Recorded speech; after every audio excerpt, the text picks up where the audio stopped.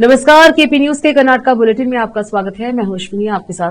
चलिए एक नजर डालते हैं आज की अहम सुर्खियों पर। बीदर में पिछले 2-3 दिनों से शाम में बारिश का सिलसिला शुरू हो रहा है। पूर्व केंद्रीय मंत्री भगवंत खुबा ने जिला पुलिस एसपी को ईमेल के माध्यम से चेतावनी दी, उन्हें कुछ होगा पुलिस विभाग जिम्मेदार होगा। सीएम सिद्धरामैया ने महंगाई को लेकर बीजेपी पर साधा निशाना, पीएम मोदी को ठहराया जिम्मेदार। जम्मू कश्मीर के नक्शे पर हुई चूक से कर्नाटका कांग्रेस बैकफुट पर। कर्नाटका के अनुपनकट्टे में 90 साल पुराने चौडेश्वरी मंदिर को गिराए जाने के बाद तनाव व्याप्त है।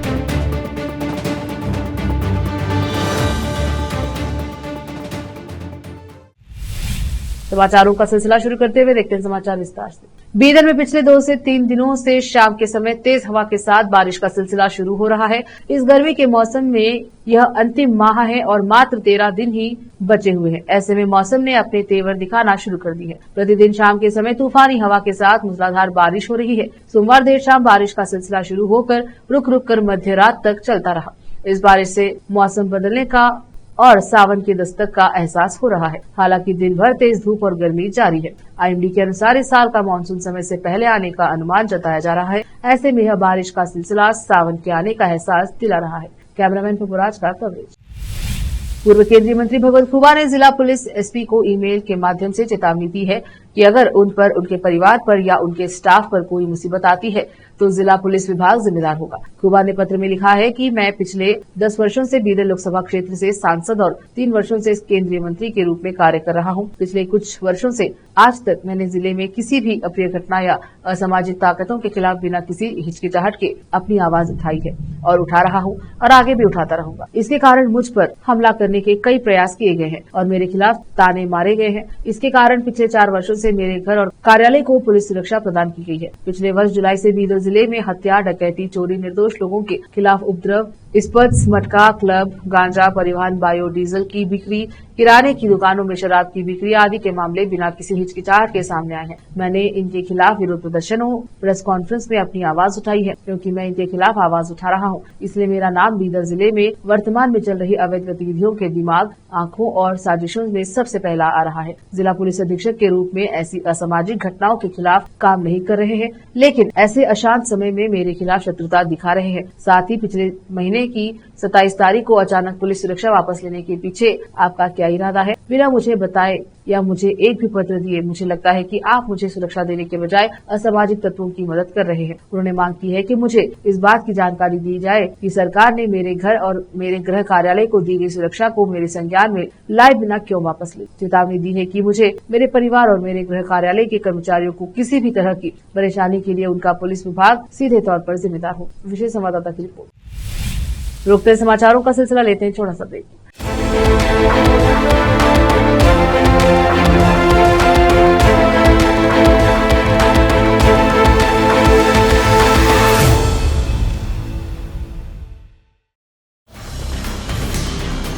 हिंदुस्तान के हर कोने में हम हैं मौजूद। 24 घंटे हालात पर गहरी नजर, खबरों से जुड़े चुपते सवालात और आपको दिखाता है धार्मिक, सामाजिक, राजनीतिक, लोकल और इंटरनेशनल न्यूज की सबसे बेहतर कवरेज,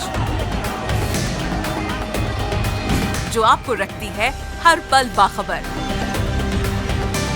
देश और दुनिया भर की खबर के लिए देखते रहें KP news 24/7। Noor education trust Bidar की ओर से चलाए जाने वाला Noor MEd and BEd college Bidar, recognised by NCTE Delhi and affiliated to Bidar University, Bidar. Admission are open for the academic year 2023-24. विशेषज्ञ और सक्षम शिक्षकों द्वारा शिक्षा प्राप्त करने के लिए नूर एमएड एंड बीएड कॉलेज में दाखिला लें और शांत वातावरण में शिक्षा प्राप्त करें। बीदर शहर में बेहतर शिक्षा का एकमात्र केंद्र Noor MEd and BEd college, Shahpur gate, Bidar.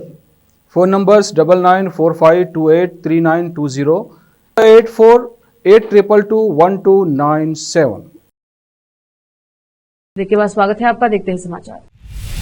मुख्यमंत्री सिद्धरामैया ने राज्य में आवश्यक वस्तुओं की कीमतों में वृद्धि के खिलाफ भाजपा की जन आक्रोश यात्रा पर निशाना साधा और विपक्षी पार्टी पर पलटवार करते हुए कीमतों में वृद्धि के लिए भाजपा शासित केंद्र सरकार को जिम्मेदार ठहराया। उन्होंने भाजपा पर लोगों के आर्थिक सशक्तिकरण और विकास में योगदान देने वाली गारंटी योजनाओं का विरोध करने का आरोप लगाया। उन्होंने यूपीए सरकार और मोदी सरकार के दौरान पेट्रोल, डीजल, सीमेंट, चांदी, सोना, गैस और अन्य वस्तुओं की कीमतों की तुलना की। उन्होंने कहा कि 10 ग्राम की सोने की कीमत 28,000 रूपये थी, जो मोदी सरकार के कार्यकाल में 1 लाख रूपये तक पहुंच गई है, जिससे गरीबों के लिए मंगलसूत्र खरीदना भी मुश्किल हो गया है। उन्होंने दावा किया कि जन आक्रोश मोदी सरकार के खिलाफ है, न कि राज्य की कांग्रेस सरकार के खिलाफ, जो बुद्ध, बसवा, अम्बेडकर और गांधी के सिद्धांतों पर चल रही है। एचडी कोटे में 134वें अम्बेडकर जयंती समारोह में बोलते हुए उन्होंने कहा कि लोगों को महंगाई के बारे में सच्चाई जाननी चाहिए और भाजपा द्वारा फैलाए गए झूठ पर ध्यान नहीं देना चाहिए।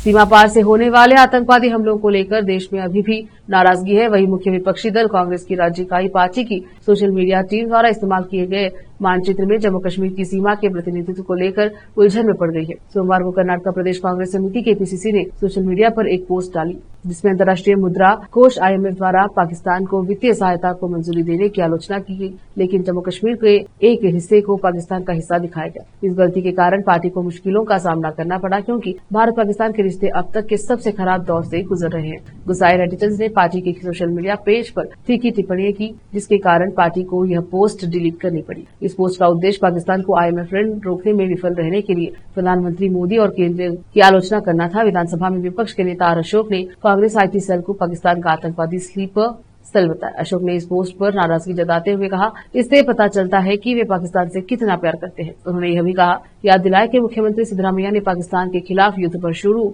में कैसी प्रतिक्रिया व्यक्त की थी। कर्नाटक के अनुपिन केटे और आसपास के गांव में तनाव फैल गया है, जहां पुलिस और ग्रामीणों के बीच तीखी नोकझोंक हुई। यह घटना 90 साल पुराने चौड़ेश्वरी मंदिर को ढहने की बात हुई है। ग्रामीणों का कहना था कि यह भूमि सिंचाई विभाग है।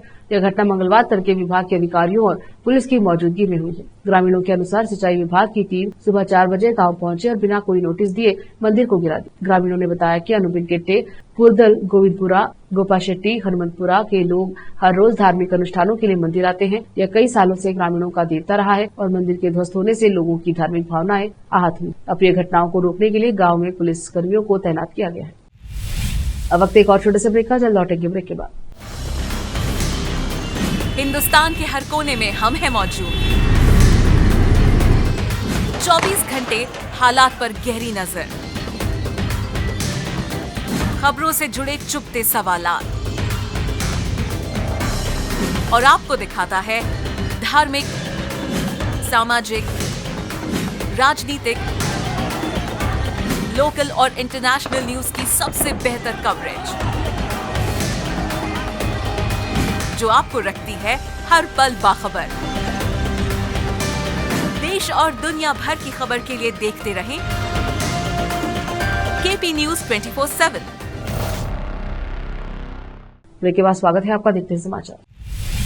केंद्रीय भारी उद्योग और इस्पात मंत्री HD कुमारस्वामी ने कहा कि यह कहना गलत है कि भारत और पाकिस्तान के बीच संघर्ष विराम अमेरिका की मध्यस्थता के कारण हुआ है। पूर्व मुख्यमंत्री कुमारस्वामी ने बेंगलुरु में मीडिया से कहा कि पाकिस्तान वैश्विक मंच पर अपनी छवि बचाने के लिए कई कूटनीतिक नाटक कर रहा है। कुमारस्वामी ने विस्तार से बताया, भारत ने कभी भी कश्मीर पर तीसरे पक्ष के हस्तक्षेप पर सहमति नहीं जताई, न ही हमने ऐसा कोई अवसर दिया है। प्रधानमंत्री ने स्पष्ट रूप से इस रुख को दोहराया है। राष्ट्रीय हित के मामलों में प्रधानमंत्री मोदी ने कभी समझौता नहीं किया। उन्होंने आगे कहा कि कुछ लोगों का मानना है कि पाकिस्तान के आतंकी ढांचे को खत्म करने के लिए बड़े पैमाने पर युद्ध जरूरी है। दूसरी ओर कुछ लोग रूस यूक्रेन युद्ध की मौजूदा स्थिति को चेतावनी के तौर पर उद्धृत करते हैं। उन्होंने चेतावनी देते हुए केंद्र सरकार सभी पहलुओं पर सावधानी पूर्वक विचार कर रही है, लेकिन अगर पाकिस्तान अब भी सबक नहीं सीखता है तो उसे आने वाले दिनों में भारत के गुस्से का सामना करना पड़ेगा। RDPR मंत्री प्रियंक खरगे ने कहा कि हमारे सैनिकों ने आतंकवादी ठिकानों को नष्ट कर दिया है, लेकिन केंद्र ने संघर्ष विराम के फैसले से सेना और आम नागरिकों को निराश किया। उन्होंने मीडिया से कहा कि पाकिस्तान भरोसेमंद देश नहीं है। भारतीय सैनिकों ने हमारे नागरिकों पर हमला करने वाले आतंकवादियों के ठिकानों पर हमला किया और उन्हें नष्ट कर दिया। हालांकि युद्ध विराम की घोषणा कर दी गई थी, उसे कौन युद्ध घोषित करे और किस मानदंड पर, संघर्ष विराम का उल्लंघन होने पर क्या कार्यवाही की जानी चाहिए। उन्होंने मांग की कि केंद्र एक विशेष संसद सत्र बुलाए और लोगों को वास्तविकता बताए। उन्होंने पूछा, कश्मीर विवाद एक द्विपक्षीय मुद्दा है, लेकिन अब अमेरिका के हस्तक्षेप से इसे अंतर्राष्ट्रीय मुद्दा बना दिया गया है। संघर्ष विराम की घोषणा करने वाले डोनाल्ड ट्रंप कौन होते हैं? कर्नाटक प्री मानसून वर्षा के एक और दौर के लिए तैयार है, क्योंकि भारतीय मौसम विज्ञान विभाग आईएमडी ने 16 मई तक राज्य भर के कई जिलों में येलो अलर्ट जारी किया है। वर्षा में कुछ समय की रुकावट के बाद पूर्वानुमान के अनुसार हल्की से मध्यम वर्षा की वापसी होगी तथा कुछ क्षेत्रों में भारी वर्षा होने की संभावना है। बेंगलुरु सहित दक्षिणी आंतरिक कर्नाटक में 12 से 16 मई के बीच सबसे तीव्र गतिविधि देखने को मिल सकती है, जबकि उत्तरी जिलों में 13 से 14 मई को बारिश हो सकती है। आईएमडी की नवीनतम सलाह के अनुसार गरज के साथ बारिश, बिजली और तेज हवाएं भी चलने की संभावना है।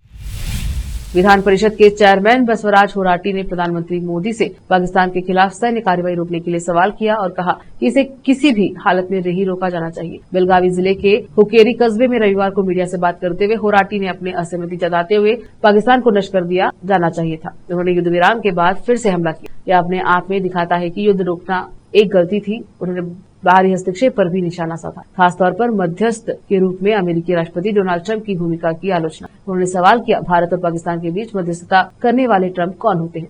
अगर हम उनके मामलों में हस्तक्षेप करेंगे तो क्या अमेरिका हमारी बात सुनेगा? होराटी ने इस बात पर जोर दिया कि पाकिस्तान कभी भी भारत के हित में काम नहीं करेगा और उसे हमेशा एक विरोध की माना जाना चाहिए। उन्होंने भारत सरकार से और अधिक समझौता न करने वाला रुख अपनाने का आग्रह करते हुए कहा कि मोदी को विदेशी प्रभाव के आगे झुकने के बजाय एक मजबूत निर्णय लेना चाहिए था। फिर से एक नजर आज के मुख्य समाचारों पर। बीदर में पिछले 2-3 दिनों से शाम में बारिश का सिलसिला शुरू हो रहा है। पूर्व केंद्रीय मंत्री भगवंत खुबा ने जिला पुलिस एसपी को ईमेल के माध्यम से चेतावनी दी, उन्हें कुछ होगा पुलिस विभाग जिम्मेदार होगा। सीएम सिद्धरामैया ने महंगाई को लेकर बीजेपी पर साधा निशाना, पीएम मोदी को ठहराया जिम्मेदार। जम्मू कश्मीर के नक्शे पर हुई चूक से कर्नाटक कांग्रेस बैकफुट पर। कर्नाटक के अनुपनकट्टे में 90 साल पुराने चौडेश्वरी मंदिर को गिराए जाने के बाद तनाव व्याप्त है।